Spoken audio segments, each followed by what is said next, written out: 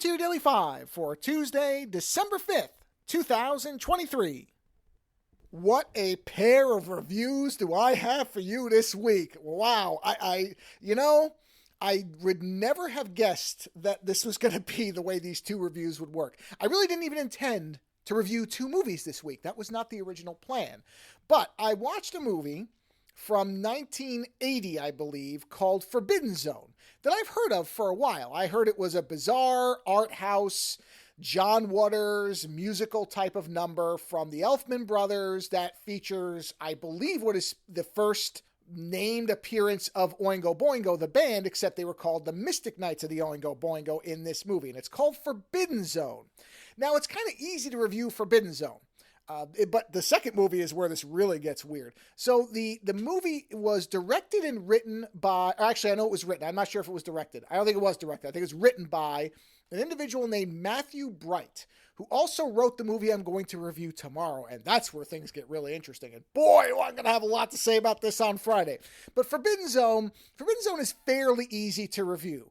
It is a deeply weird and very bizarre art house film, but it is clearly the product of creative weirdos who just wanted to make a psychotic, drug-induced, I'm sure, film where they did a number of different little scenarios and vignettes, and then they stapled on a very loose shell story that ties it all together. The plot, such as it is that there's a house that has a basement that goes to the sixth dimension where there is a king and a queen who rule over a very demented realm. Also, Satan is there, and he has people that work for him. I don't really know what the connection is there, but it doesn't really matter.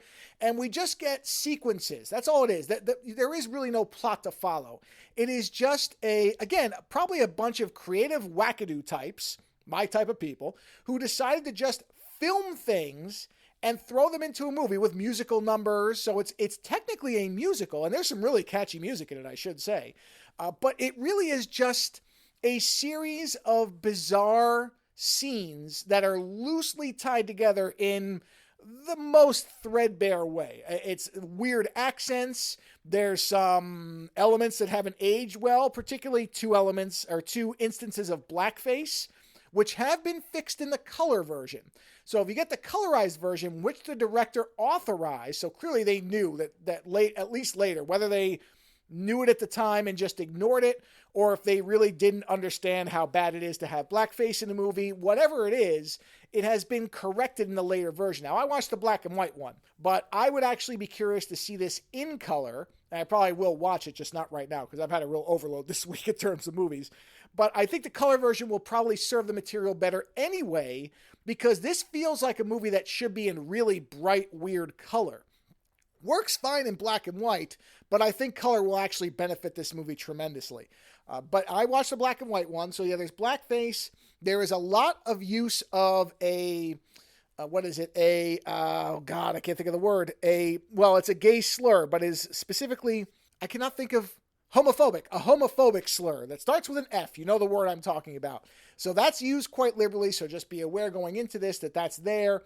Otherwise, if you are looking for something that feels like a cross between John Waters and almost like a Rocky Horror type of movie, then Forbidden Zone is exactly that.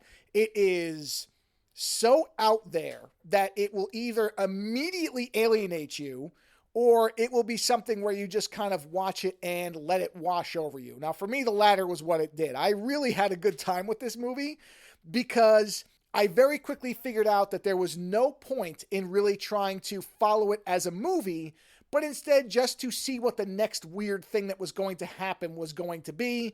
And I was never really let down because it just kept getting stranger and stranger.